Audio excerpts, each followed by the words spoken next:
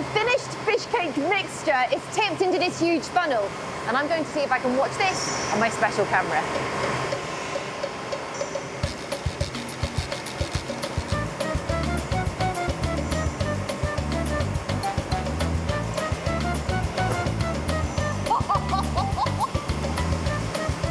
The mixture is fed through pipes and measured out into dollops. And there they are.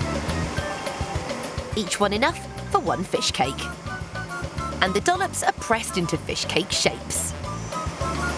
There's just one last thing our fish cakes need, and that is a coating. So first, they're dusted in a layer of flour, and then they're drizzled with butter.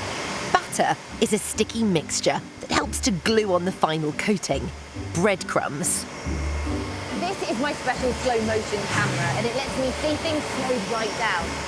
So let's take a look at the breadcrumbs. Whoa! It's like having a breadcrumb shower.